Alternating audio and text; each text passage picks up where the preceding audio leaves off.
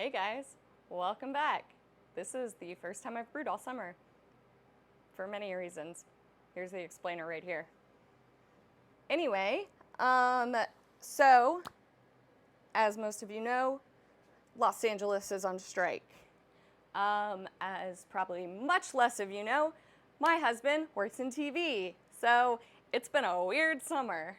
Along with my husband, most of our friends also work in the industry. You know how it goes with you get in an industry and all your friends just happen to do the exact same thing.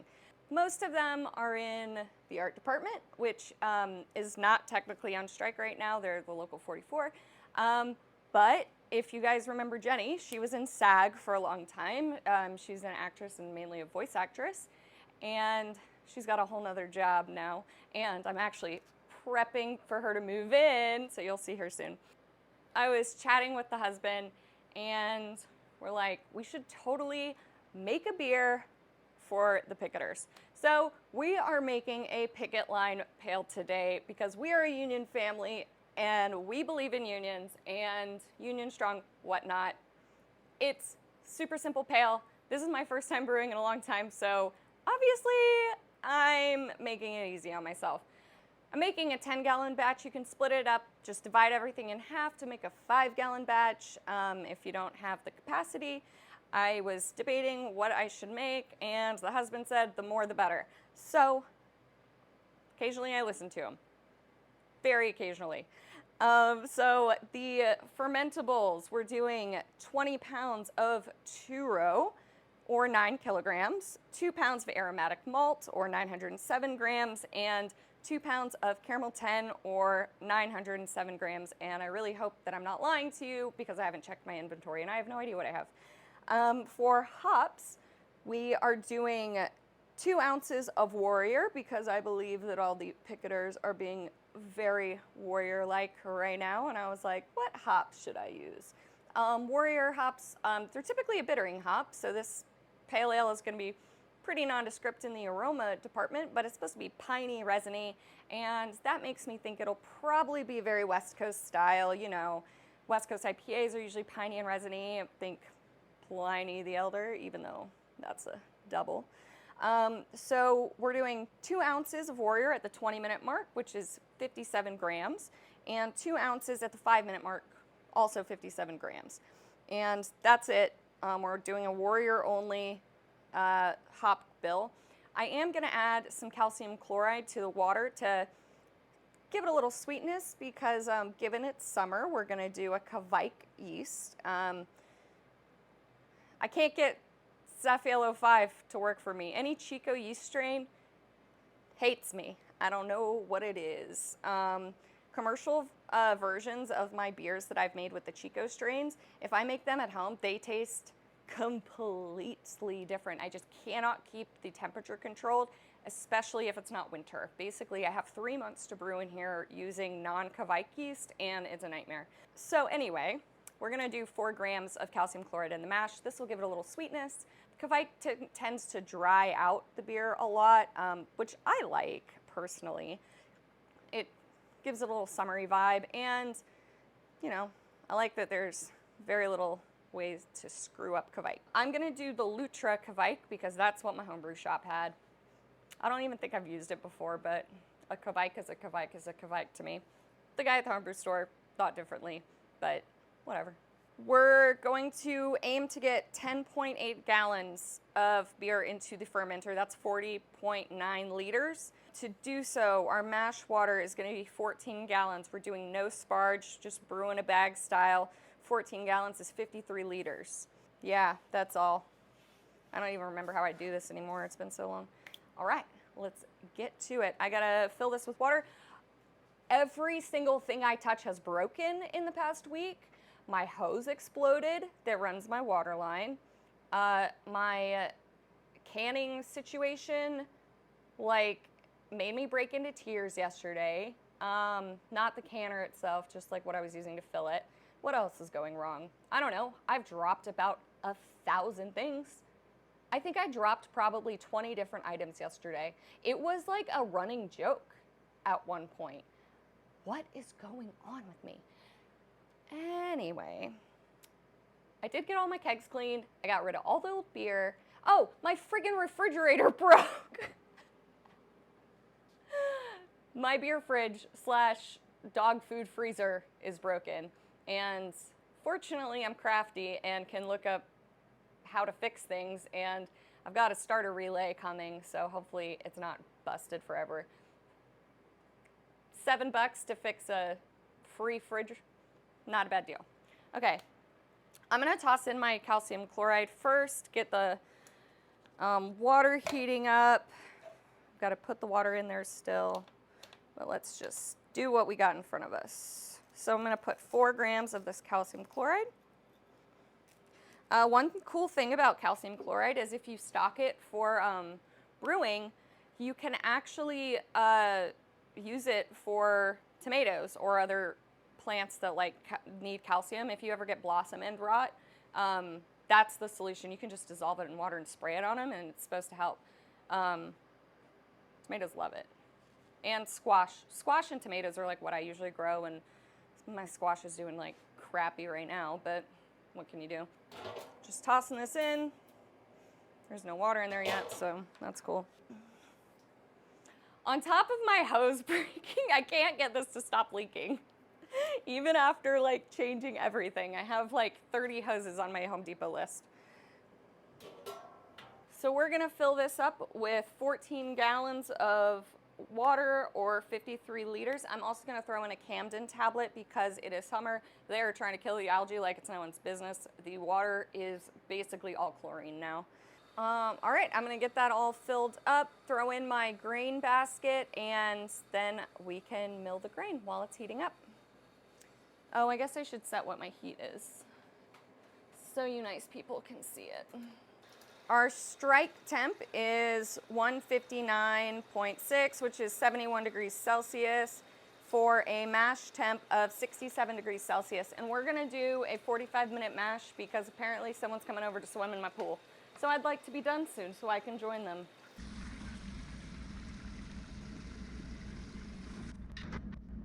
Okay, what I think I'm gonna do is actually measure out 10 pounds of the 2-row and the specialty malts, and then do the second round of 10 pounds because this bucket won't hold it all, unfortunately. Here's the malt bill again. Don't let me get ahead of myself. 9 kilograms or 20 pounds of 2-row, 907 grams or 2 pounds of aromatic, and 907 grams or 2 pounds of caramel 10. So I think this is just about 10. That is 10. It's like 1 ounce shy, but I'll make up for it. And yes, this is a freezer basket from my broken refrigerator. Okay, so now for our aromatic and caramel 10. This is caramel 10 and aromatic. I guess I should scoop it. All right, let's mill this.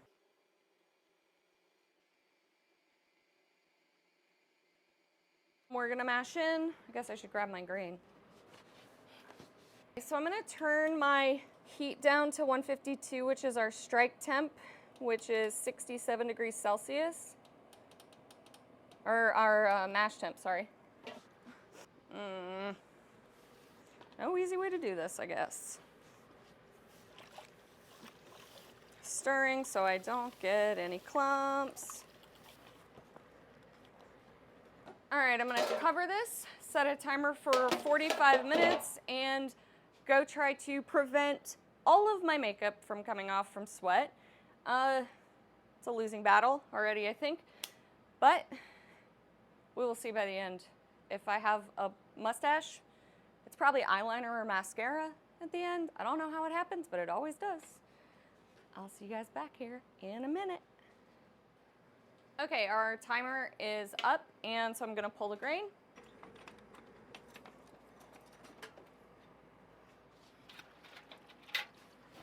Okay, while that hangs out and drains, I'm going to turn my heat up to a boil. And while we're waiting, we may as well measure out our hops, right? Oh, I gotta go get them. Okay, I've never used Warrior hops, so I actually just bought the right amount. So I have 4 ounces here, so I'm just gonna pull out 2 and call it good, because we have 2 hop additions, one at the 20-minute mark and one at the 5-minute mark.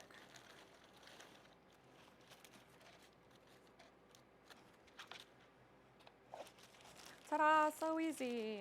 So much easier when you just measure everything at the homebrew store, huh?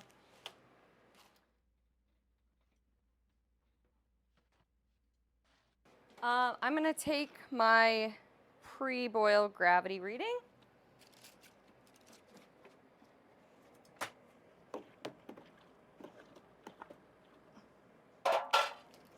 See how well we did with our target. So our pre-boil was supposed to be 1.053. Our boil size is supposed to be 12.2 gallons, which is 46 liters. We're a little high. We're like half a gallon high on that. So it'll probably be a little low. And it's reading 11 on the nose bricks. Let's convert that. So that's 1.046. So we're 0.007 off. So let's see. Our current gravity is 1.046. This is another calculator in here. It's the gravity correction calculator. I'm actually just going to put in what we want it to be. And our current volume is 12.75. So to get to our original gravity, we need to boil off 2¼ gallons of water, which would get us right to about 10.5 gallons. So we're pretty on track. We're a little we're 1/3 of a gallon low, but I'm gonna call it a success. So right now it looks like we're gonna get a 5.3% beer, which is probably good because it's really hot in LA and the pickets are during the day and we don't want anyone to die, mainly. Current temp in here, 91 degrees. Okay, since we're boiling now, I'm going to set a timer for 40 minutes and then we'll do our first hop addition of the 2 ounces of Warrior, and then we have one more addition 15 minutes after that. So, bye. Now that's a hot break. Okay, it is time to add our first hop addition. I'm gonna toss it into my hop screen, just right from the bag. 2 ounces of Warrior hops, or 57 grams. And I'm gonna set a timer for 15 minutes, and then we'll do our next hop addition and hook up the chiller and do all the stuff. All right, it is time for hop addition number 2. 2 ounces or 57 grams of Warrior. Setting a timer for 5 minutes to start chilling and making a Frankenstein hose so that I can actually chill this. Current temp in here is 99.6 degrees, so that's why I'm melting. Okay, we are all done. Turning off the heat. I'm gonna drain the clean water that's in the chiller and pump. Just gonna let it flow out. Okay, now I'm just gonna drape this back into the kettle. Start my pump.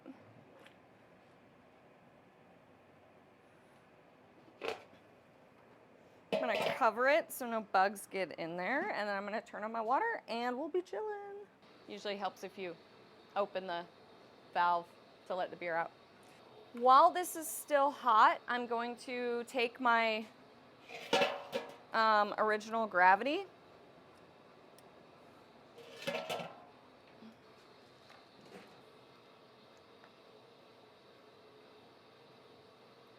Okay, so we're looking at about 12.8 for our bricks.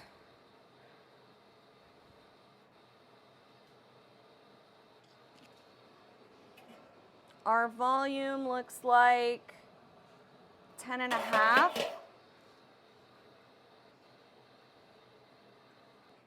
So our original gravity is 12.8. Wow, okay. Our original gravity is,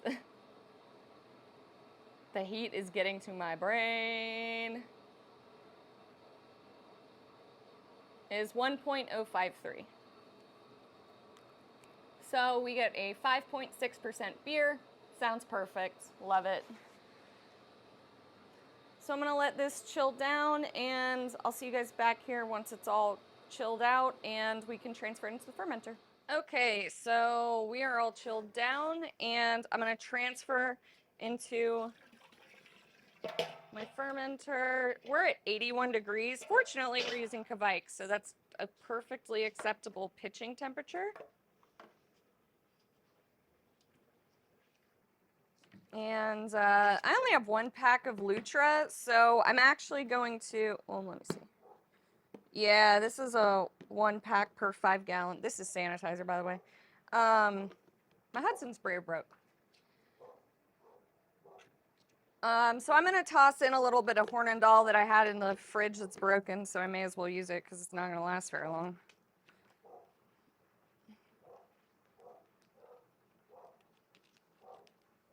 Open. Okay.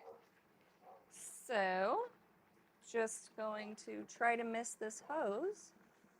Toss that in. I never rehydrate my dry yeast. I don't really think it's that important. And I'm just gonna put a little scoop of this guy in there.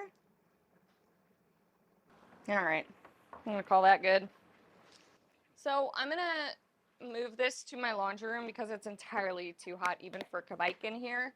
It usually gets about 120 degrees in here during the day. So it'll sit at about 72 to 74 in my house and it'll be great. There'll be next to no esters, so it's gonna be fun. It's gonna be delish. And I'm also gonna ferment under pressure. So I'm gonna throw, since there's so much beer in here, I'm gonna put in some firm cap so it doesn't explode, because that actually happened to me last time I brewed. So this is firm cap. It's just food grade silicone. And you're supposed to put a lot. 1 to 2 drops per gallon. Hi, baby. Oh, did you get all wet? You went into pool?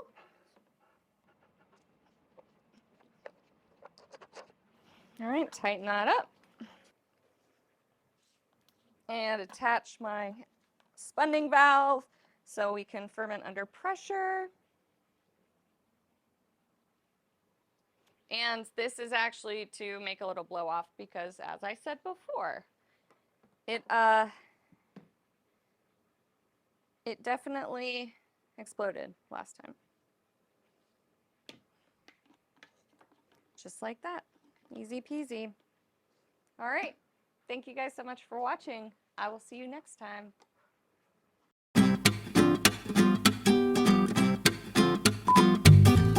All right, I'm gonna run that through again because this mill's giving me a friggin' hard time. So fucking annoying.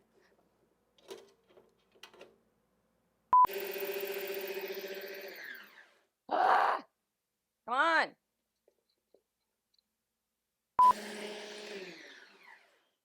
What the fuck?